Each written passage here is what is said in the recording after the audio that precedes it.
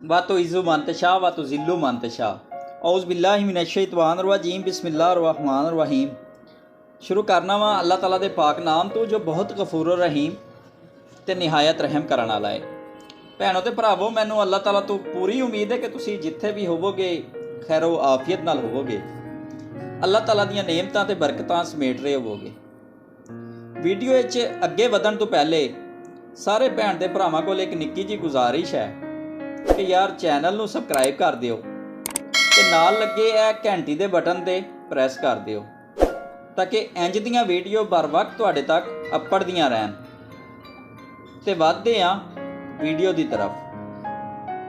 बानो कुदसिया कहती सी, किसी इंसान नू मुहब्बत करके छड़ देना, किसी इंसान के दिल विच अपनी मुहब्बत जगा के फिर उन्हों छड़ देना, उन्हों कतल करन दे बराबर है। जिन्हें तुहाडे नाल सच्ची मुहब्बत कीती होवे यार, उहदा कदी दिल ना दुखाना, बल्कि उन्हों सब कुछ दे देना कि क्योंकि उही तुहाडी चाहत, तुहाडी मुहब्बत, तुहाडी हर चीज़ का असली हकदार है।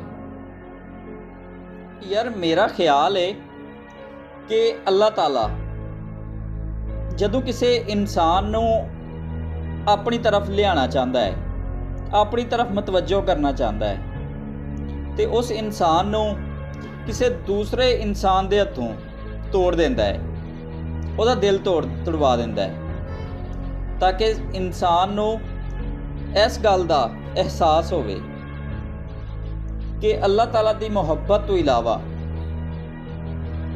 बाकी सारियां मुहब्बतां झूठियां ने। पता नहीं हुण यह गलत है या मेरा ख्याल सही है।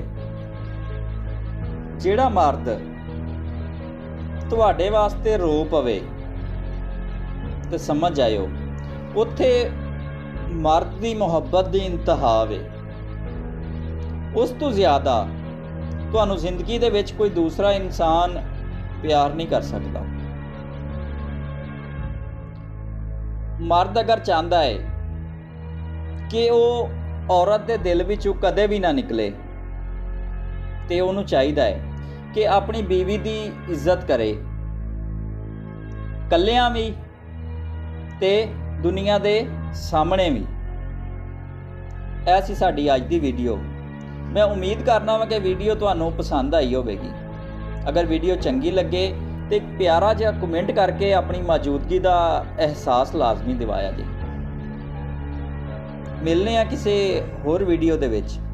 तब तक अपना ते अपने चाहण वालियां दा बहुत सारा ख्याल रखिया जी। अल्लाह निगहबान।